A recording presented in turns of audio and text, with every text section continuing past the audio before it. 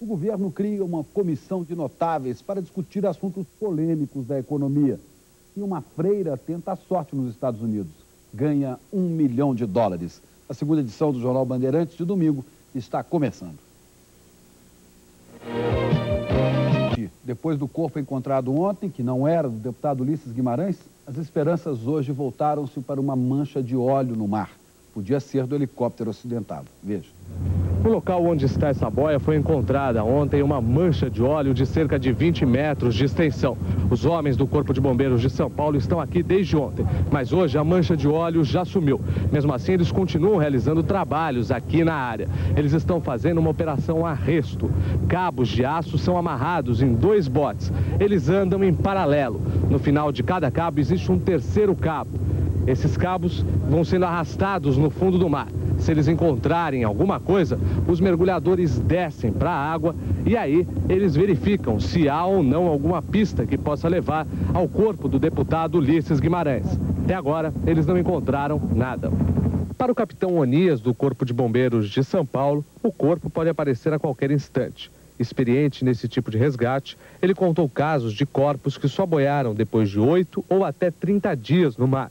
Ele diz que diversos fatores explicam por que os corpos estão aparecendo em dias diferentes. O corpo que foi arremessado no acidente tem a tendência de aparecer antes. O que desceu e foi para o fundo, né, com o aparelho, numa água fria, a pressão da água, essas coisas todas, pela profundidade, realmente faz com que demore mais para esse corpo boiar. As buscas, elas devem continuar por quanto tempo? O senhor tem alguma informação a esse respeito, secretário? Não, eu não tenho informação. Eu tenho apenas a afirmação do coronel Freire, que é o encarregado da aeronáutica, enfim, o coronel que está coordenando essa operação, que as buscas prosseguirão pelo tempo necessário. E o coronel não estabeleceu nenhum limite para isso.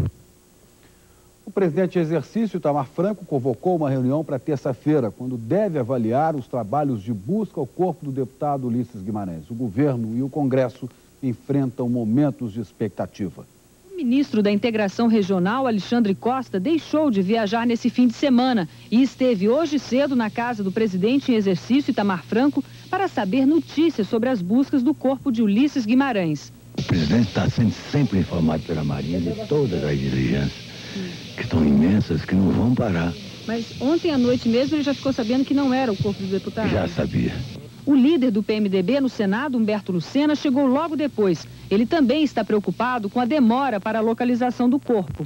Está ocorrendo com o problema do Ulisses, é que ele era tão querido e tão querido não só de nós, do Congresso, do político, mas do povo, que há um processo de paralisia, entendeu? Na política e até na administração. Está prejudicando, eu acho que até o próprio governo, porque as pessoas ficam com as cabeças um tanto quanto perturbadas, né? Se até terça-feira não encontrarem o corpo de Ulisses Guimarães, o presidente Itamar Franco vai convocar os ministros da Aeronáutica e Marinha para que façam uma avaliação do trabalho das equipes de resgate. O decreto de luta oficial por 8 dias já está pronto e só será assinado quando encontrarem o corpo. Mesmo que isso não aconteça, o Congresso poderá fazer uma homenagem simbólica. Também por causa dessa expectativa, a posse dos últimos 7 ministros nomeados vai ser adiada pelo menos até quarta-feira. Enterrado hoje em São Paulo o corpo de dona Henriqueta Gomes, mulher do ex-senador Severo Gomes. O funeral aconteceu depois de 6 dias de buscas e de muitas esperanças. Amanhã o movimento foi intenso no prédio onde moravam há 14 anos o ex-senador Severo Gomes e a mulher dele, Ana Maria Henriqueta Gomes. Dona Henriqueta foi velada no salão do prédio. A todo instante chegavam amigos e autoridades para prestar a última homenagem à Dona Henriqueta. Dona Henriqueta era uma grande personalidade, era uma mulher forte, de espírito público, de grande simpatia pessoal. E foi, acima de tudo, uma mulher atuante, presente no campo profissional e no campo político ao lado de Severo Gomes, ajudando o grande senador e ministro a dar os exemplos que deu de dignidade na vida pública brasileira. Agora, às 10 horas, as pessoas que estavam no velório de Dona Ana Maria Henriqueta Gomes começam a deixar o salão. Amigos, autoridades e familiares. O governador de São Paulo, Luiz Antônio Fleury Filho, o ministro das Relações Exteriores, Fernando Henrique Cardoso. Nesse momento, todos estão deixando o prédio onde morava desde 78 Dona Ana Maria Henriqueta Gomes e o ex-senador Severo Gomes. Em seguida, saiu o carro funerário levando o caixão com o corpo de Dona Henriqueta. Dezenas de carros seguiram o cortejo até o cemitério do Morumbi, na zona sul de São Paulo.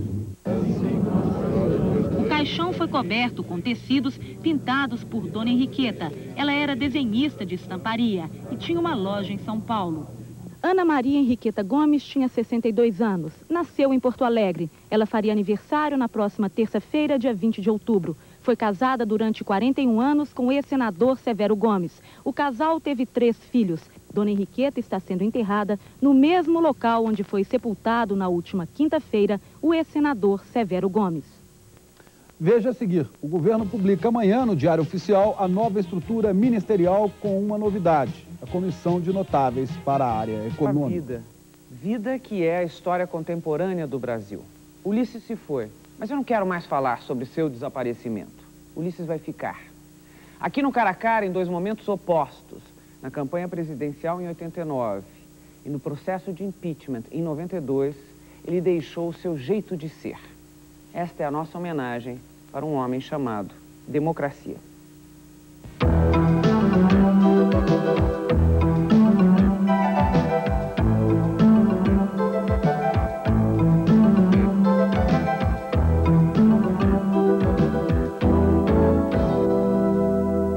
Doutor Ulisses, a política ainda traz algum segredo, alguma surpresa para o senhor? Traz, Maria Gabriela, traz. Um dos maiores fascínios da política é a imprevisibilidade. Você não sabe o que vai acontecer. Você é político, você pode ser preso, você pode ser exilado, você pode ser morto. Hoje em dia, o senhor acha? Não, mas pode acontecer no curso da vida do político. Eu fui presidente, você sabe, da Câmara e da Constituinte, mas da Câmara, 6 anos. E quero dizer a você o seguinte, quando eu caminhava para a Câmara e ia lá a parte convexa, a parte côncava, o difícil, enfim, eu ficava com o coração um pouco apertado, porque eu não sabia o que ia acontecer. Às vezes não vai acontecer nada. E era um tropel dos diabos, uma sessão complicadíssima e difícil. Outras vezes diziam, vamos ter uma sessão cheia de trovadas, de dificuldades. E isso não acontecia. Isso acontecia com os oradores também. Flores da Cunha, que foi um grande orador, não parecia. Ele se benzia toda vez que ia para a tribuna, benzia. Eu já vi políticos que foram destroçados da tribuna da Câmara. Com um discurso, uma carreira política foi liquidada. O que dá no senhor até hoje? O que dá? Aperto no estômago? Suor embaixo do braço? Essa angústia, como é que se revela? Não, isso não dá, eu confesso, uma certa tensão, uma certa preocupação. Né? Nós sentimos que vamos enfrentar o imprevisível. A política no Brasil é imprevisível. Quem é que podia prever um suicídio? Getúlio suicidou e mudou toda a política. Quem é que podia prever renúncia? O Jânio renunciou. E foi o que aconteceu, o Jango Goulart. De maneira que eu quero dizer a você que para com o francesinho aqui, uma boîte à surprise. É uma caixa de surpresa. Então a gente sempre aprende. Nunca se pode dizer que está preparado para tudo que possa acontecer. Mesmo em discurso, você deve ter tido como um bom orador, de repente você faz um discurso horrível. Né? Então já aconteceu isso com o senhor? Já aconteceu comigo, já aconteceu sim. Calcule vocês que em campanha, quando se faz 5, 6, 7 discursos, a gente já está de tal maneira, eu sei tudo que os outros vão falar, os outros sabem tudo que eu vou falar também. É difícil, você num ambiente como esse, você está desejando que seja o dia X, agora seria 15 de novembro, e que termine a campanha. Engraçada, sem segurança, não pensei que ainda existisse com o senhor. Agora, está na moda hoje em dia falar mal de políticos, doutor Ulisses. Tanto que os próprios políticos estão usando isso em campanha e dizendo assim, temos que acabar com os políticos, o que é, no mínimo, incongruente. O povo tem razão de estar falando mal dos políticos? Por que é que isso está acontecendo tanto? E o senhor que faz política há tanto tempo, o senhor chega a se sentir pessoalmente ofendido? Bom, Marília, eu diria a você o seguinte, em todo o mundo, mais ou menos, os políticos não são muito populares. Principalmente o político do ramo legislativo, porque a Câmara, os parlamentos são casas de vidro, todo mundo está lá, está vendo, se a pessoa boceja, ver. Se às vezes ressona um bocadinho o que pode acontecer no interior de um palácio governamental, de um ministro, lá vem as máquinas imediatamente e tira. Né? E isso vai para o ar como se fosse que todo mundo está bocejando, aquela pessoa é uma dorminhoca, porque isso fizeram até uma ocasião com o coitado do nosso Tancredo Neves. É uma maneira não própria de divulgar as atividades do político na sua continuidade. Você está falando mal da imprensa? Não, eu não estou falando mal, eu estou dizendo que é uma maneira imprópria de se apanhar um flagrante, um detalhe, e é por isso que, por exemplo, no parlamento inglês não entra a máquina fotográfica. Você não entra lá com a máquina fotográfica, não entra também o jornalista na máquina fotográfica. Eles entendem na sua secular tradição. Eu entendo, portanto, quero dizer a vocês, para responder concretamente, ou tentar fazer isso, pelo menos, que em todo o mundo é assim. Nos Estados Unidos fazem pesquisas, verifica-se que não é grande a popularidade do parlamento. Então, mas o que acontece é isto, é que os políticos têm defeitos. Né? Outras vezes, alguns têm defeitos e todos pagam. Né? E, frequentemente, é o defeito que vai para o ar, porque isso é que é interessante. Há programas aí que querem pegar aspectos do político. Mas ele é essencial, ele é fundamental. Se não há político, não há democracia. E quando não há democracia, o povo vai às ruas, o povo se expõe. Está acontecendo na China agora, um massacre lá, horrível, tremendo, uma verdadeira chacina, uma carnificina. Por quê? O que eles querem? Eles querem deputado, eles querem senador, eles querem o que está acontecendo agora na Polônia, onde Lech Walesa teve uma vitória estrondosa. De maneira que você verifica é o seguinte, falam mal, muito por distorção, às vezes há também defeitos, não há dúvida nenhuma, mas eles são absolutamente indispensáveis. Eloquente, verboso, arrebata e comove, cultura sólida. Promete ser um digno ocupante da tribuna de onde saberá defender o interesse da classe. Essa é parte do texto da primeira campanha presidencial de Ulisses Guimarães. Foi em 1938 e o senhor concorria à presidência do seu centro acadêmico 11 de agosto. O senhor ganhou? Eu quero dizer a você, Marília, que eu fui candidato, na verdade, a orador oficial do Centro Acadêmico 11 de agosto. Eu li que era a presidente do centro. E, por sinal, eu fui o orador, mas houve um caso só, de Vitorino Carmilo, o orador ao terceiro ano. A tradição da faculdade, do centro, de mais de 50 anos, então, é que os oradores fossem eleitos no quarto ano. De fato, fui eleito. Isso quer dizer que o senhor era bom mesmo? Fui eleito e fui eleito numa época difícil. Eu fui eleito no Estado Novo. E no Estado Novo nós tínhamos o território livre do Lago São Francisco, ali você podia falar, mas às vezes fazíamos isso com incursões fora. Né? Então eu já tinha uma malinha preparada, com escova de dente, etc., para ir para o serviço para a polícia, o serviço político da polícia. De maneira que eu fiz um know-how, eu comecei a ter um know-how. O senhor era detido? O senhor foi? Ou só se preparava para isso? O senhor chegou a ser detido? Cheguei a ser detido algumas vezes, mas não sofri nenhum dano físico. Como é que era fazer política universitária, doutor Ulisses? A política universitária, como ela é feita até hoje, a política, somos sempre contra. Né? Duramente contra e violentamente contra. E é assim que tem que ser? E é assim que tem que ser. Os jovens, a posição a oposição nos meios jovens, nas escolas, tem uma posição muito boa. É claro, porque o jovem já começa a fazer oposição dentro de casa. Se o seu filho quer fazer oposição a você, cria problemas, às vezes, de temperamento com a mãe, com o pai, e na faculdade, então, nem se fala, ou na escola. Você, na verdade, fazer oposição é uma forma de existir, não é isso? É uma forma de existir, tá certo. É uma vivência, é uma forma de existir, tem autenticidade, e nós sabemos que em todas as partes, inclusive no Brasil, os moços vão na vanguarda, vão na frente. As coisas não sucedem, não ocorrem como eles querem, mas sem dúvida nenhuma, eles são uma artilharia. A artilharia destrói, mas é a infantaria que ocupa. A infantaria são aqueles mais realistas para as conquistas sociais, para os fenômenos políticos, assim por diante. Isso quer dizer que o senhor sempre, desde 1938, lá no Centro Acadêmico, o senhor almejou o poder. Agora o senhor quer o poder maior, que é o de ser presidente desse país. O que me intriga não é isso, porque isso não é privilégio seu, um monte de gente quer isso. O que me intriga é por que é que todo político almeja o poder, mas não admite isso, vive dizendo que, na verdade, o poder não importa. Eu acho o poder fundamental. O bom político, o verdadeiro político, político de raça, político autêntico, ama o poder, quer o poder, deseja o poder, luta pelo poder. Ele quer ter o poder para fazer as coisas. Ele quer o poder para determinar a realização daquilo que entende que é bom para o seu país. Essa história, eu acho que eu já sei de certos casos, de pessoas que vão para o poder e ficam tristes, choramingando. não segue o conselho de Lord Biscomfield. Never complain e never explain. Nunca ficar choramingando. Nunca reclame, nunca explique. O Juscelino, por exemplo, era um político que às vezes eu verificava nos jornais umas coisas terríveis contra ele, demolidoras, infâmias, injúrias, críticas. Eu dizia, eu vou encontrar com o Homem Arrasado. Ele estava lá rindo, as gargalhadas, se enchia o palácio com a sua risada.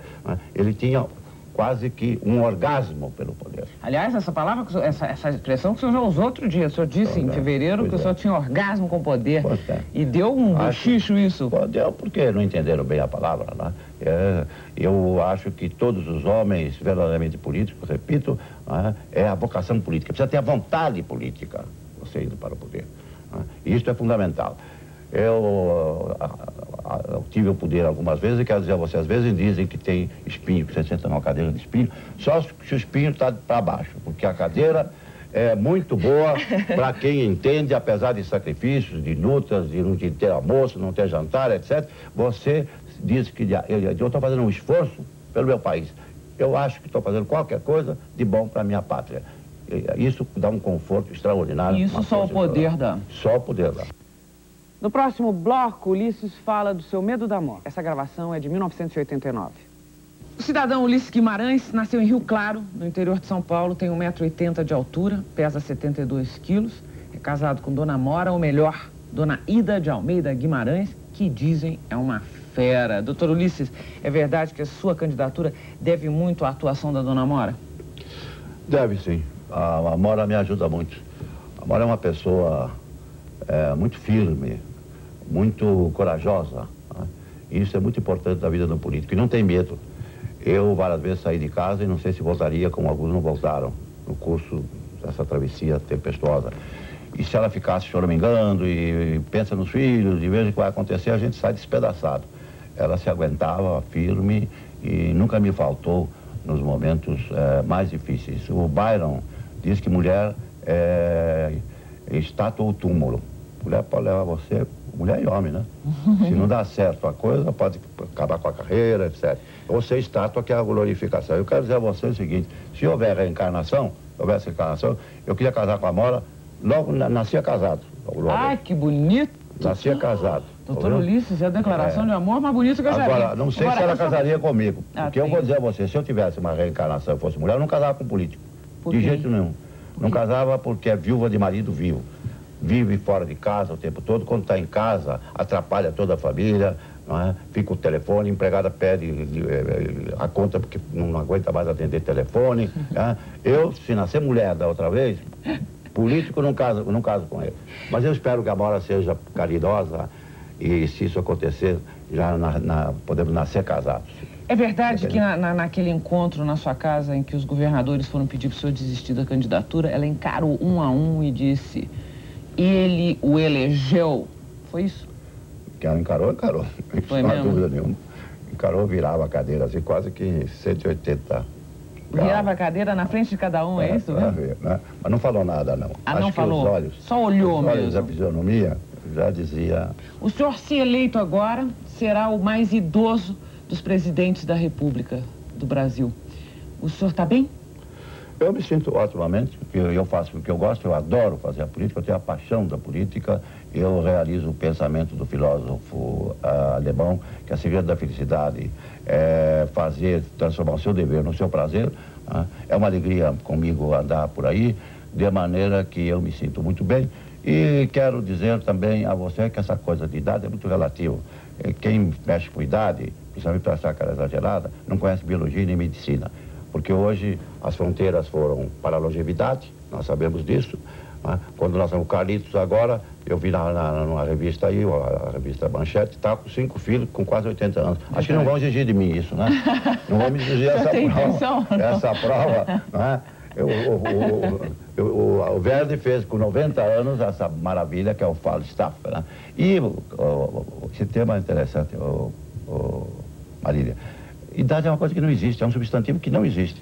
Porque quem tem não quer ter, e quem não tem, quer ter. Né? Você chama a atenção do seu filho, por exemplo, está chegando tarde em casa. Ai, como eu queria ter 18 anos. E tal, Você pensa que eu sou criança e tal.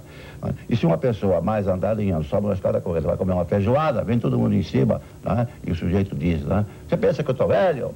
Mas é que não existe. Isso é uma coisa que não existe. Vou falar em comer. Eu me sinto otimamente, eu como bem. Eu queria saber em campanhas, que em campanha tem Axiteu, o candidato Axiteu, um estômago de aço. O senhor come de tudo? Eu como de tudo, menos frango ao molho pardo. Tá aproveitando o programa para dizer que é para não fazer? Um dia, eu comia frango ao molho pardo. Eu como tudo. Já disseram que era com frango, que é com o sangue do frango. É. E a cozinheira, às vezes, devia estar batendo o coitado do frango ali. Aí já não comia mais. Não como frango. É a única coisa que o senhor não come? Maionese, a tal da maionese, o senhor come? Não, a maionese é um horror. Maionese é um horror. E é um prato inevitável. Né? Mas quero dizer a você, de uns tempos para cá, melhorou muito. Até que a gente come bem, você sabe disso. Você come pratos, no Nordeste então, carne de sol, né? E aqueles doces, sorvete no Nordeste, meu Deus do céu, vale a pena ir fazer campanha lá. É bom o senhor falar de sorvete, sabe por quê ou não? Eu achava mesmo que o senhor gostava de doce, sabe por quê? O senhor é do signo de Libra. O senhor acredita em astrologia? Acredito. Bom, então vamos falar do signo de Libra. Diz que uma das coisas que o libriano é guloso e gosta de doces. O senhor é guloso? Eu não diria que seja guloso, mas eu gosto de comer. Eu tenho prazer em comer, principalmente quando não estou assim sobrecarregado de trabalho. Né? Gosto de dormir, eu durmo muito bem. Esse Valium que tem por aí, acho que eu tomei umas 5, 6 vezes na minha vida. Sempre dormi nas maiores dificuldades, dormi muito bem. Eu gosto de ver a natureza, gosto de ver o mar. Eu estava um pouco tempo com um amigo para ver o mar, ele diz assim, é um meio de transporte formidável, tem peixe para comer. Via como uma utilidade, eu vejo como uma beleza. E quero dizer para vocês o seguinte, eu detesto a morte, detesto o assunto de morte. Quando morre alguém, só se não tem remédio. E eu não vou ver o caixão, o sujeito dá com mau gosto enorme, estendido na sala principal da casa. Não quero. Mas, quando vim no meu cortejo, quando vim... O senhor faz tempo que não faz mesmo, porque hoje em dia não se faz mais em casa, deputado. Não, mas faz. No interior assim dá faz. Ou onde quer que seja, se não é em casa, onde quer que seja. Mas... se vir no meu cortejo, uma pessoa que me conhece, poderá dizer o seguinte, ali vai um sujeito contrariado. O senhor tem mania de consertar governo mal pendurado ou não? Governo? Tenho. Esta é a minha vocação, é o meu desejo. É o meu destino. Se eu puder fazer isso com o Brasil, eu realizaria a minha biografia política. Teimosos por convicção. Eu queria saber uma coisa do senhor. O senhor está tirando a sua grande teima em novembro desse ano? Acredito que sim, porque depois de disputar a presidência da República, só se for da ONU. Ou vai ser Papa. Eu posso ser Papa, você sabe disso. Eu sou católico, posso ser. Dizem que eu tenho mania de presidência, de repente... Pode não, o que você vai fazer com a dona Mora? Bom, isso é verdade, é um argumento. Mas, falando sério, quero dizer a você que não, desde que eu dispute a presidência da República, e eu estou certo que vou ser eleito, mas enfim, vamos à decisão das urnas, eu entendo que a minha vida política está completada. No próximo bloco, Ulisses fala do processo de impeachment, um processo que apenas começava. Deputado, o senhor tem 45 anos como profissional da política, então eu acho que isso, o senhor deve ter essa certeza, o torna uma das pessoas mais qualificadas para definir qual o tamanho da crise que a gente está vivendo, se ela é diferente de outras que o senhor conheceu. A história política do Brasil, Maria Gabriela, no período republicano, principalmente, no 103, é a história das crises. Sempre houve crises. Né? Eu não preciso estar repetindo isso aqui. Golpes, tiro no coração, suicídios, deposições, etc. Né? E eu, nesse período que você anunciou aí, e mesmo antes, aqui, já como morador do Centro Acadêmico 11 de Agosto, o chamado Estado Novo, que era uma contradição gramatical, porque o Estado não é novo, o Estado o Estado é o Estado. É o Estado, não tem nem novo, nem velho, nada. Bom, mas quero dizer a você que, em crise, por exemplo, como do Getúlio, a assunção do Juscelino, que foi muito difícil, Aragaças, e a Revolução do Jânio, e períodos a questão do Tancredo, o período revolucionário, eu quero dizer a você que eu nunca vi a coisa tão difícil como atualmente. Por quê? O senhor está dizendo que a atual é pior do que todas essas? Eu acho que é a pior crise. Eu acho que é a pior crise porque é uma crise circular. Nós todos estamos sitiados. Né? Sitiados por problemas políticos, ainda agora nós estamos vendo, né? Sitiados por uma situação econômica dificílima, inflação, recessão, etc. Acho que no curso do programa a gente pode talvez dar os nome aos bois, né? E isso vai para a empresa, isso vai para os sindicatos, isso vai para os trabalhadores, isso vai para o Congresso, isso vai para a Presidência da República, o Judiciário também não fica imune. Eu nunca vi, repito a você, uma situação como essa que eu repito. Nós vamos romper o cerco, nós estamos cercados, nós estamos sitiados. De que forma romper esse cerco? Nós temos que romper este cerco no sentido, primeiro no sentido, evidentemente, de dar um jeito, de dizer que o Brasil é um país que tem jeito. Para ter jeito, ele precisa funcionar as instituições, que não estão funcionando como deveria. O Congresso não funciona como deveria, o Executivo, então, nem se fala. Há um problema, repito, no Judiciário. A economia está aí com essas dificuldades que nós estamos vendo. Todo esse pessoal aí está tudo de calça na mão, está apavorado. É um país, inclusive, que não tem, você já viu algum país que possa as coisas não ficarem na situação que está com o Brasil? Não tem lei tributária. Não tem lei tributária. Não tem lei tributária porque há uma desobediência civil. Nós vemos personalidades, gente muito importante, sempre que não paga imposto. Então, não tem tributo. Se não tem tributo, não arrecada. Se não arrecada, não pode cuidar de educação, de saúde, etc. De maneira que eu quero dizer que é preciso haver, para não estar falando mais aqui, para ter o tempo desenvolver, para fazermos aqui um bric-a-brac, né? Um tour do horizonte, se for possível. Eu gostaria de dizer a você que temos que fazer mudanças estruturais, intestinais, não é de plástica. Bom, mas então deixa eu falar dessas mudanças. Existe uma proposta de mudança, um pensamento de mudança, às vezes uma vontade de mudança? Ano passado, apesar de parlamentarista e a propósito da antecipação do plebiscito, o senhor disse que entendia que terminar um mandato no meio para acabar com uma crise significa entrar numa crise pior. Essa é uma das soluções que tem aparecido aí, né? Tem gente pedindo isso. Eu gostaria de saber se essa sua opinião vale também para a atual situação, para agora, para essas propostas de renúncia ou de impeachment. Eu acho que vale. Nós não vamos fazer uma mudança, uma redefinição do Estado no que diz respeito ao Executivo, no caso, o parlamentarismo, votado pelo plebiscito, nunca se fez isso no país, né? Deodoro, no governo provisório, prometeram e não fizeram até hoje. Então, vai fazer um plebiscito.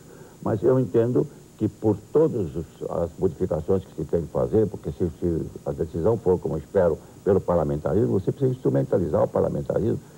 Nós vamos ter uns referenciais da lei que estamos fazendo agora da antecipação, qual é o tipo de parlamentarista, os presidencialistas vão dizer, etc. Mas são os referenciais. Depois precisa a revisão. Mas é por esse motivo que o senhor acha que o nosso presidente, o Collor, deve continuar nesse momento? Eu acho isso. E também não ser um parlamentarismo de remendo. Você poderá dizer que nós já fizemos uma vez, fizemos para evitar uma guerra civil. Eu não estou vendo, não está sendo contestado até agora, inclusive pelas forças militares, como foi no caso do Jango. Por que é que o senhor não foi, afinal, o relator da CPI? Seu nome chegou a ser cogitado. O senhor não se interessou ou houve articulação política por trás? Não houve. O que acontece é o seguinte, né? Acontece o seguinte, é que qualquer cargo que surge, daqui a pouco o varredor do Congresso, né? Limpador dos vidros do Congresso, vai para uma comissão tal, presidente da comissão, presidente da República, primeiro-ministro. Eu tenho sido um coringa, não por mim. Sai os nomes, né? E isso confirma, não era no meu caso, mas um exemplo, né?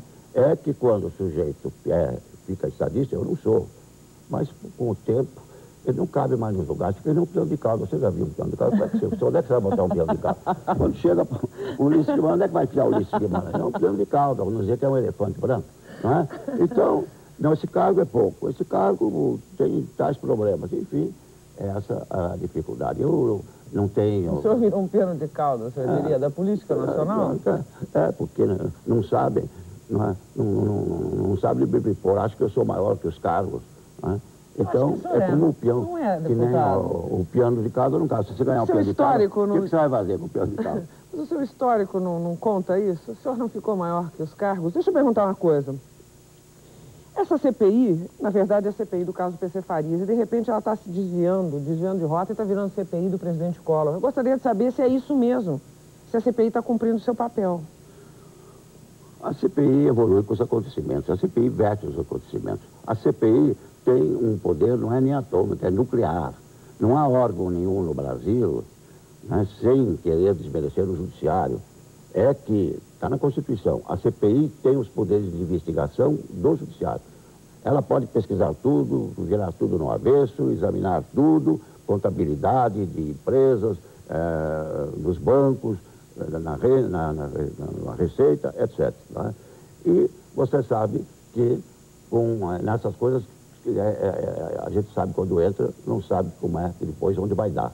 Porque vão surgindo os fatos. Eu fui, por exemplo, da CPI, a segunda que se fez no Brasil, a respeito do Samuel Weiner, lembra, buscando do Banco do Brasil por Lacerda, com aquele poder de comunicação que ele tinha, terrível, às vezes usado de maneira que eu entendo que não servia, por todo respeito ao seu talento, pela intranquilidade que trazia ao país, mas eu quero dizer que foram surgindo fatos, coisas que vinham do Banco do Brasil, etc., e foi um processo que acabou até com o tiro no coração do Getúlio. Então, com a CPI, você não sabe, ela vai fazer uma operação de rastreamento. Onde esse rastreamento vai dar, se vai dar no Papa, se vai dar no presidente da ONU, se vai dar no presidente da República, se vai dar em ministro de Estado, que também pode ser ministro de Estado e ministro do Supremo Tribunal Federal, isso só a CPI é que pode. Vamos aguardar o final da apuração. Deputado, é interessante notar nessa mesma imprensa que pessoas que até muito pouco tempo eram passíveis de investigação, agora são os investigadores ou os que propõem a investigação dos outros. Eu gostaria de saber se em política a moralidade é migratória e a memória não é de fato o forte do brasileiro. Não, eu diria a você o seguinte, né? Evidentemente há políticos que surgiram acusações até graves, mas através de processo judicial, outros meios de verificação da sua situação patrimonial, nada se apurou, de maneira que eles estão no exercício de qualquer cidadão dos seus direitos. E quero dizer também o seguinte, o fato de uma pessoa não ter uma vida exemplar, ter contas a ajustar com a própria justiça, não impede que ele faça denúncias. Já que falamos aí numa prostituta, se ela dá um telefonema para o corpo de bombeiro, aponta, ali está pegando fogo, vai dizer, não vale por causa, não tem autoridade para fazer a denúncia. Não é? Então, eu quero dizer que você sabe que há até 2 ou 3 projetos, inclusive do Tamer, que é um deputado aqui de São Paulo, no sentido de que, como lá nos Estados Unidos, a pessoa cometeu ou colaborou para um delito, um crime de peculato, por exemplo, não é? Mas se esta pessoa colabora trazendo informações ou denúncias, a sua pena ou é reduzida ou mesmo dirimida. Então você verifica que tem essa circunstância, até por força de lei fora, quer se fazer aqui, está em regime de urgência na Câmara Federal. No próximo fica a nossa homenagem. PMDB, vou repetir, PMDB. Esse partido já foi seu, né? No sentido de posse mesmo, só foi dono dele. Já foi partido de oposição e já foi poder, já gerou outro partido. Eu gostaria de saber se o PMDB, honestamente, tem mais a sua cara ou a cara do ex-governador Orestes Quercia, hoje? Não, eu direi a você o seguinte, quando foram fazer o enterro de Jean Moulin, Mauro André Morin disse uma frase extraordinária, olhando para o cadáver. A sua cara é a cara da França. Eu diria isso do MDB. O verdadeiro MDB, o autêntico MDB, tem a cara dos torturados, dos exilados, dos que tiveram que sair desse país, nas circunstâncias que nós sabemos, os sacrificados. O Conte disse que os mortos governam os vivos. E no MDB nós somos fiéis a esses que lutaram por uma democracia que temos que aperfeiçoar. Então, eu direi a você que a cara verdadeira do partido não é a minha. Pobre de um partido, então seria um partido carismático, um partido que se saísse a pessoa, eu saí, o partido está aí. Eu quero dizer para você, num esforço de síntese, que é o militante, na etimologia da palavra, o que combate, o que luta. Eu estou aqui nesse momento, tem gente aí embaixo de ponte, tem gente aí no meio das matas, tem gente em lugares que não tem luz, não tem eletricidade, está propugnando pelos nossos candidatos e pelo nosso partido. O tamanho do MDB é o tamanho dos seus militantes, é a cara dos militantes. Eles verdadeiramente são os donos, os boss, os nossos chefes. Mesmo porque se eles não votarem em nós estamos perdidos. Agora, deputado, já passou um bom tempo e eu acho que o senhor pode analisar. Por que o senhor não chegou a presidente da República, apesar desse PMDB que ser uma máquina partidária com diretórios em todos os municípios do Brasil, como o senhor mesmo definiu, apesar desse PMDB ser tão poderoso? Foi uma jornada que eu diria que pode acontecer em qualquer campanha de equívocos, né? Mas diria a você que eu pus todas as minhas fichas do partido. Se a máquina partidária funcionar, o que é a máquina? O militante, o prefeito, o governador, todos, legalmente, evidentemente, eu tinha condições muito grandes, mesmo que não fosse eleito, de ter uma votação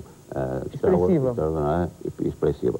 Acontece que, como eu fui uma candidatura escoteira, isolado, né, que no processo não se integraram, como agora, candidatos a vereadores, candidato a governador, candidato a deputado, e nós não tínhamos ainda um amadurecimento que deveríamos ter, porque eu sou pela incoincidência de eleições, eu acho ruim baralhar, porque você tem que dar respostas específicas e homogêneas para assuntos que são diferentes. Para cada assunto, uma resposta, uma campanha, uma propaganda. Mas o que aconteceu é que eu fiquei com o pincel na mão, né? Só foi traído? Eu não diria que foi traído. Dona Mora disse. Dona Mora é a pessoa que mais conhece o senhor. Foi no outro episódio, né? Eu quero dizer para você o seguinte, que o que aconteceu é que eu era muito bem recebido, com confete, show diretas e beijos políticos, né? Na praça pública das admiradoras, das fãs, das crianças, então. Eu fiz uma bobagem. Eu colaborei para antecipar a idade eleitoral para 16 anos. Se pusesse 5, 6 anos, eu estava eleito. Onde ele era uma criança, até hoje, sabe? Identificam no carro, etc. Né? A gente comete erros, né? O que vamos fazer? Pagamos por ele. Mas para voltar a esse assunto, eu quero dizer que faltou, no caso, é aquela história que se conta por aí do sujeito que faz mágica, o mágico, o predestinador, engole fogo, tem o macaco, tem o urso, não é? Mas se depois não passar o Pires, morre o urso e ele também. Não vai confundir com o Marli Pires, que era o meu vice-presidente. Não passa. Eu ia embora, como não tinha as candidaturas locais, ficava lá o discurso, as palmas, etc., mas ninguém passava o Pires. E com isso, eu rodou a minha candidatura. Você teria sido um bom presidente? Eu espero que sim, sinceramente. Espero que sim, vou dizer a você por quê. Um presidente razoável, pelo menos. Porque eu já tive ocupações de grande responsabilidade nesse país. Né? Fui presidente de partido, fui ministro de Estado, fui constituinte. Eu acho que uma pessoa que consegue coordenar um trabalho nacional do constituinte tem certas condições de gerir a máquina do Estado. Eu acredito que seria, pelo menos, razoável. Não ia acontecer o que está acontecendo aqui pelo despreparo do nosso presidente. Deputado, o senhor está com 75 anos de idade e continua com a atividade de um político estreante, mas não foi sempre assim. Há uns 6 anos, mais ou menos, o senhor deu uma bela pifada, o senhor lembra disso. O senhor acha que isso atrapalhou a sua carreira ou não? Não, não atrapalhou. Você sabe que qualquer homem público, em determinado momento, qualquer artista, qualquer comunicadora, qualquer jornalista, qualquer atleta, não é? Tem momentos em que vem o estresse, vem o cansaço. Eu tive esse problema realmente, mas foi um problema episódico, rápido, eu recuperei e parece que eu estou aqui em plena forma. Parece, não sei, você que pode dar a sua opinião. Eu acho que o senhor está em plena forma. Acho que o senhor está maravilhoso. Agora, o senhor acha que não atrapalhou, então? Não, não atrapalhou não, tanto que depois eu ocupei outros cargos posteriormente, dentro do partido, fora do partido, não atrapalhou. Traição e política caminham juntos? É a regra do jogo? Não, eu entendo que traição é na política, como há traição no casamento, como há traição de amigo, como há traição do clube de futebol, se trai, se deixa vender. Infelizmente, isso existe sempre o Caim, existe sempre o Calabar. Até nas relações, você se surpreende até entre amigos. Né? O dia do benefício é a véspera da ingratidão. Bernardo Shaw perguntaram que você estava falando mal dele. Ele disse, não pode. Mas está falando mal. Não pode. Quem é? É o Joaquim. Não é Joaquim, porque em inglês não seria Joaquim. Vamos traduzir. Né? Então dizia o Bernardo Shaw, não é porque eu não fiz bem nenhum para esse sujeito. Não fiz bem nenhum, como é que fala mal de mim? Então, em política há muito disso. Você precisa estar com o couro cevado, porque, evidentemente, existem traições, existem pessoas que não correspondem, e quem é fiscal muito disso é a mulher. A mulher tem uma memória muito mais fiel a este assunto, ela guarda. É bem verdade. Tem uma coisa do faro também, do instinto. Mas é bem verdade também que é o seguinte, o que acontece é o seguinte, o político está com raiva do outro. Aí chega em casa, uma fera, eu pego um revólver, dou um tiro na boca daquele sujeito, eu mato aquele filho, não sei o quê, pá. É um desabafo, mas a mulher pensa que é verdade. Dali um certo tempo, vendo o mesmo palanque, diz, vocês são uma cambada de sem vergonha. Como é que fica isso, né? Então ela não esquece aquele desabafo que se faz com a mulher, com um filho, naquela idade. Isso acho que acontece, pode acontecer com você também, né? Às vezes você fica pula da vida, pé da vida, né? E... não subir no palanque com ninguém. De quem foi que o senhor falou isso em casa, que a dona Mora nunca mais perdoa? E que estava no mesmo palanque com o senhor?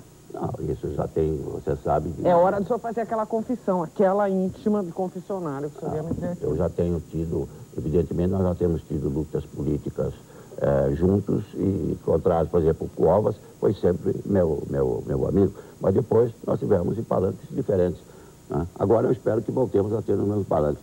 Demos uns beliscões na campanha, uns arranhões e tal, mas isso não impede que sejamos bons amigos. Conversa tudo maravilha, de lá para cá. Amanhã vou almoçar com ele, na companhia de Mora e da Laíde. Ele fez questão de encomendar a Mora, então eu agradeço muito. Na minha história com Mora, é uma história, eu acho que a diferença, no meu caso, acho que de homem, é do dar pro de. Eu, antes de Mora, eu gostava de mulher. Natural. Agora, depois eu gosto da mulher, da minha mulher. Uau. Que declaração, dona Mora, que maravilha. No próximo bloco, os bate-bolas de Ulisses Guimarães. O Cara a Cara de hoje é uma homenagem a Ulisses Guimarães. Bate-bola, jogo rápido com o candidato Ulisses Guimarães. Eu gostaria de falar de alguns dos seus adversários. Alguma coisa contra? Eu pediria a você escusa para não responder. Não responder por duas razões que eu digo rapidamente. A primeira é que eu não vou elogiar quando tenho qualidades. E se eu ataco, eu considero-me suspeito. Eu sou parte, como é que eu vou saber isso? Em segundo lugar, é uma questão de tática. Eu posso atacar um cavalheiro hoje, um competidor, e amanhã precisar dele, porque eu vou para o segundo turno. Se não for logo ganhar de uma vez. Né? Eu preciso dele. Então eu preciso ter cautela. Em política você tem que escolher o adversário. Não é que o adversário escolhe você. Você escolhe o adversário. E eu ainda não escolhi o nosso adversário. Mas o senhor vai escolher um? Claro, lá para frente vamos escolher. Presidência da República, o senhor não está querendo um cargo enfraquecido pela Constituinte que o senhor presidiu? Acho que não. O que um presidente tem que fazer nesse presidencialismo congressual que está aí, porque o que está aí, Marília, é um meio parlamentarismo. Se isso der certo, o Congresso, como eu acredito que deva fazer, isso poderá desembarcar no parlamentarismo. Mas o governo é dual, é presidente da República e é Congresso e é presidente da República. O mal que eu tenho, que eu vejo nos candidatos que estão por aí, eu pergunto, cadê os deputados? Onde é que estão os senadores? E no corte vertical, que um presidente da República tem que ser um coordenador pela descentralização daquilo que vai para o Estado, que vai para o município, onde é que estão os prefeitos? Onde é que estão os governadores? De maneira que eu acho que essa Constituição, ela não tem sido praticada. Eu acho que o presidente Sarney devia ter tentado ter uma maioria dentro do Congresso, o que não acontece. Aí está o erro. Autoridade anda em falta? Minha? Eu não sei, foi o que lhe veio na cabeça, a primeira coisa? Não, eu acredito que falta, sim. Falta, eu acho que há em certos setores da vida pública aí tem havido uma deficiência de autoridade. E a autoridade você não substitui. A autoridade é diferente de competência. A competência te dá direito. Se você nomeia ministro, tira ministro e tal. Mas a autoridade, para ser respeitado, para a nação respeitar, essa não há Constituição, nada que dê. Coragem. Coragem eu entendo fundamental. Eu tenho um fascínio pela coragem, tenho uma admiração pela coragem. Pessoa corajosa, até corajosa contra mim, eventualmente, eu tenho um verdadeiro fascínio. Eu cito muito o Churchill. Então eles perguntaram, qual é a virtude mais importante? Ele diz a coragem. E a esperança, a caridade, o trabalho, etc. A coragem, porque se não houver coragem, as outras todas desaparecem na hora do perigo. Na hora do perigo está a tremedeira e não adianta ter as outras virtudes. Eu acho um requisito, homem público sem coragem, Nem sei se é homem, mas público não é. Homem também não sei se é. Homem eu já não sei se é, mas público, de jeito nenhum. Palanque, no seu sobe quem quer? Não, quem quer não. Quem quer não sobe. Sobe os nossos correligionários, sobe pessoas que estão de acordo com o nosso programa, com as nossas ideias. Né? O nosso palanque não é a casa da Maria Joana, que entra quem quiser. Não, senhora, não pode. Os moderados vão subir? Os moderados, se ajustarem, que são companheiros nossos, ajustarem ao nosso programa, a independência nossa, nós não dependemos de ninguém, não dependemos do governo, nós dependemos do nosso programa, não há dúvida. Pesquisa eleitoral, o senhor leva a sério? Relativamente a sério. Primeiro, a pesquisa de pesquisas. Chove pesquisas por aí, tem pesquisas de todo jeito. Né?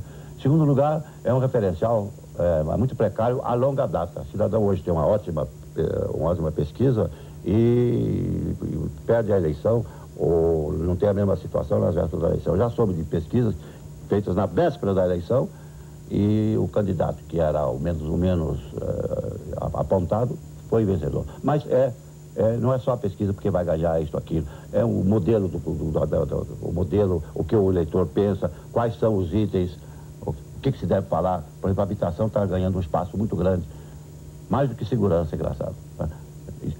Salário, depois saúde, acima de educação. Essas coisas orientam para você, quando estiver falando com o povo, você está esperando bater na terra. Essa pesquisa lhe interessa, de intenção de voto, o senhor acha que ainda é cedo? Eu acho cedo. Acho cedo. Moralização, essa bandeira já tem dono? Essa bandeira, eu ia dizer o seguinte, essa bandeira depende da pessoa, nós não estamos falando, é a pessoa. O padre Antônio Vieira dizia que o maior conceito de um orador é o conceito que dele faz quem está ouvindo. Não adianta a pessoa falar em moralidade, essa coisa, e ser um pilantra, um sacana, um safado. Não tem. Então, é mais a pessoa, a biografia, a história, do que as palavras. Mas isso é fundamental. Na República, se não tiver moralidade, degringolam-se todos os costumes políticos, porque quando rouba lá em cima, você calcula quando chega no assessorista como é que está. Medo, qual é o seu? Olha, eu sou supersticioso, sabe? Um pouco supersticioso, eu tenho medo de gato passar na minha frente, medo de passar embaixo de escada. Né? Tenho medo de uma palavra. Dentro da sua casa? Pode. Abrir guarda-chuva? Pode. Isso não. Com cor, o senhor tem? Tem uma palavra horrível aí que eu não tenho nem coragem de dizer aqui. Eu tenho, mas é melhor não dizer perto do senhor, é isso? Perto de mim. Eu tenho medo de certas pessoas, mesmo no Congresso tem uns 2 ou 3 camaradas lá, quando eu vejo eu fico alucinado. Por quê? E o pior é que eu não posso bater assim, porque não tem superfície de madeira, é de zinco, outro é vidro e tal, né? Eu fico esperando, durando, coisa. Mas por que o senhor tem medo, cara? Porque acha que ele traz aquela palavra que o senhor gosta de dizer? Já aconteceu comigo, não sei se casualmente ou não. Né? Eu vou dar uma entrevista, o sujeito passou na minha frente, é uma catástrofe. É mesmo? Começo a baralhar nome, tropeçar em data, coisa horrível. Segundo turno, caso o senhor não chegue lá, o senhor vai apoiar quem? Não, primeiro, eu tenho uma convicção tranquila que eu chegarei lá. O meu partido chegará lá. Nós temos o melhor partido, nós temos a melhor estrutura, nós temos um programa avalizado pelos compromissos cumpridos. Nós cumprimos o compromisso contra a Revolução, da anistia, da direta já, da Constituinte, não é? Eu tenho certeza. Agora, direi a você o seguinte, o que vai acontecer é muito difícil. Eu não teria a experiência que eu tenho se eu me avançasse agora juízos a respeito do que vai acontecer daqui a 4 meses e meio e tal. Lá é que vamos ver como é que faz, e não é essa a decisão minha, nós reunimos o partido para uma decisão. Mas você está na frente do presidente da República. Eu quero convidá-la para a posse. Não, eu quero convidá-lo para um programa. Gostaria de ter o seu compromisso, já que o senhor está tão seguro dessa presidência, gostaria de ter aqui o seu compromisso de público, que o primeiro programa que o senhor faz de televisão depois de eleito é o meu. Compromisso de público e de mão. Academia Brasileira de Letras, é verdade que o senhor está indo para lá? Já é um namoro antigo, não é uma frustração. Eu tenho 2 frustrações na vida. Uma de não ser pianista. Estudei com o Mário de Andrade e disse, você não tem vocação para isso. Você pode ser um virtuoso, não paulista. E outra é da academia. Já meu nome, pelo Luiz Viana Filho, foi lançado na vaga de Demetrio Pique, não foi candidato. Eu não sei se esse namoro vai transformar em noivado ou em casamento. Eu gostaria. Bebedor de Poir, lenda ou verdade? É verdade, mas não é como eu penso que é. Né? Eu chego em lugares, aí você fecha um copo assim de Poir. Poir tem que ser um cálice pequeno, não é um álcool branco e é digestivo. Dizem, pelo menos, é uma pretexto. Mas gosto de tomar o meu Poir. Um prazer escondido. Um prazer escondido, eu diria a você que acho que já respondi anteriormente. Eu adoraria, por exemplo, ter um prazer de tocar um piano, por exemplo, né? Gostaria. E, infelizmente, Deus não me deu a vocação para isso. Uma tremenda saudade.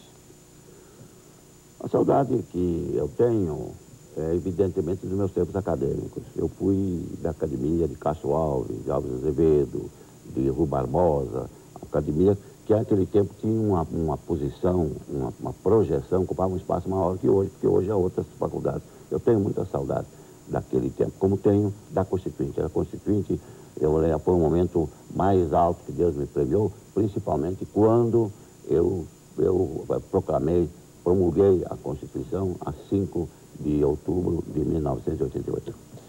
O maior medo? Eu tenho, como todo mundo, eu tenho medo. Eu sou um homem supersticioso. Né?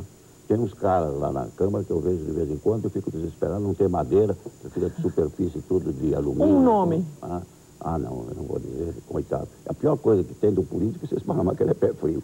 Cara, desgraçado. De maneira que eu tenho muito medo, na verdade, de, ocupando um cargo, não poder coordenar os esforços para que as coisas deem certo. A sua vaidade? A minha vaidade fundamental, né? Eu fico muito satisfeito quando ando na rua, boto buzinas e no restaurante, eu quase não pago conta, não estou dizendo isso que passam por aí. Vocês já pagaram a conta, que é para fulano, foi Beltrano e tal. Eu tenho esta vaidade. Eu, quando entrei na política com o Antônio Feliciano, eu disse assim, um dia eu quero ser isso. Isso que eu vi passar o Feliciano assim, e vi um rumor como se fosse um navio às ondas. Olha o Feliciano e tal. Isso é o que eu queria, e essa vaidade parece que eu tenho. Conseguiu, né? Um tiro de misericórdia. Um tiro que eu dei ou que eu recebi? Que lhe vem à cabeça. Eu acho que um tiro de misericórdia que nós demos foi na ditadura. Não fui eu com os companheiros, no sentido de que, através da eleição direta, através do Anhangabaú, nós demos, na verdade, um tiro no regime excepcional que aí estava. Foi um tiro de misericórdia, porque tivemos a democracia. Um desejo incontrolável? Um desejo incontrolável, eu acho difícil, porque eu tenho fama de me controlar em tudo, né? Controlo a minha língua, controlo bebida, controlo comida. Incontrolável, eu, francamente, não quero ser presunçoso, mas até hoje eu tive força para controlar os meus desejos. Um inimigo respeitável? Um inimigo respeitável? Eu não tenho inimigos. Eu, por exemplo, não tenho. Né? Basta dizer que eu fiz a campanha toda e faço o seu canivete do bolso. Andava por aí, nas épocas mais difíceis, com cachorro, bazucas, baionetas, como aconteceu no episódio, por exemplo, da Bahia, de Salvador. Né? Mas adversários, sim, adversários eu tive na ditadura, adversários. Tenho, atualmente, adversários. Um adversário respeitável? Um adversário atualmente é adversário que está em outro campo. Eu citaria, por exemplo, o Cova, citaria o Serra. São adversários, em outras, o Lula, o Genuíno. O Genuíno é um dos melhores parlamentares que nós temos. E às vezes eu tenho ideias diferentes da minha. É um adversário respeitável. Um mentiroso quanto mais? Bom, Pinóquio, né? Isso eu quero dizer o seguinte, são os demagogos. Não me pergunte o nome que eu não vou dizer, tu sabe. Demagogo, mentiroso. Outro, Pinóquio é esse sujeito que marca a data. Nesse ponto, você sabe que o pior mentiroso é aquele que acredita na própria mentira. É uma escusa, mas é o pior de um mentiroso. O presidente Collor, que me desculpe. Quando ele disse que ia dominar a inflação em 6 ou 7 meses, o calendário político não é gregoriano. Você não sabe o que aconteceu com o seu tremor de terra, o abalo sísmico, a saúde, etc. Eu acho que quem marca a data em matéria política, principalmente, é um mentiroso. E o pior é que é um mentiroso que acredita na mentira. Depois os fatos demonstram isso. Eu vou dizer uma frase sua. Eu gosto do poder, adoro o poder, tenho um fascínio pelo poder, exerço o poder com prazer, tenho orgasmo pelo poder. Que raio de poder é esse tão poderoso na sua vida? Eu quero dizer a você que o político quer o poder. Né? Que quer o poder. O político quer tanto o poder que, em geral, se extrapola, né? Em outros âmbitos que não da política. Ele quer o poder no sentido de fazer o bem à humanidade, para fazer bem ao cidadão, para fazer bem à sociedade. Né? Ele tem um orgasmo pelo poder, quer ter o poder. Eu quero ter, para poder, o que me disse o Capanema uma ocasião. Diz: Ulisses, você deve ir para o executivo. Porque é no executivo que você faz a ponte, a rua, a escola, a saúde, melhora o salário, etc. Isso é o poder. Desde que você não coloque o poder no seu ordem errado. Isto é, não é o poder que corrompe o homem é que corrompe o poder. Viver sem Ulisses será triste, mas lembrá-lo será sempre importante. Veja como ele se define em 2 momentos, 89 e 92. Ulisses Guimarães por Ulisses Guimarães. Bom, eu diria a você o seguinte: não julgo um homem frustrado. Não. Eu só tenho uma frustração na vida. Eu não estou capeando bem. Eu fiz o curso até 6 meses, quando o Dilson Funaro... 6 meses? 6 anos, desculpa. Ah, bom. 6 meses só o bife, né? 6 anos, né? Não tenho frustrações e ressentimento. Ressentimento é um perigo. Mas o senhor ia contar alguma coisa do Dilson Funaro? O senhor falou que o senhor aprendeu piano? Não, o Dilson Funaro, na doença dele, ficar tocando o dia inteiro era uma maravilha. Eu ficava e toco um pouco de ouvido, sabe? Eu tenho essa frustração. Quanto a mais, o medo que você falou? Não, eu pedi para o senhor se definir. Para eu me definir. Bom, eu me julgo, Marília, um homem apaixonado. Tudo quanto eu fiz na vida, eu fiz apaixonado. Quando fui presidente do Santos, era um homem apaixonado, brigava com todo mundo por causa do meu clube. Quando eu me meti nesse negócio de piano, péssimo, mas larga disso, você não tem jeito e tal, mas eu ficava 4, 5, 6 horas. Né? Me meti na política, né? Meti na política esse tempo todo, e você sabe o que eu faço em termos de uma verdadeira paixão, né? Que eu tenho. E acredito que isso tem me ajudado. Toda pessoa que tem paixão pelo que faz é também um chato. É chato. Um médico, por exemplo, que é um grande médico, você está com ele no Guarujá, na praia, ele diz: ontem eu fiz uma operação, tirei a vesícula, não sei o quê, né? Mas pode consultar, você não vai precisar, graças a Deus. Mas se precisar, vai, que é um grande médico. O senhor está se chamando de chato? Hein? Eu acho até que sou mesmo, minha mulher diz isso. Vem no salão, está numa sala conversando, né? E vem esses assuntos que surgem nessa conversa vadia, nesse cavaco, não é o cavaco lá de Portugal, né?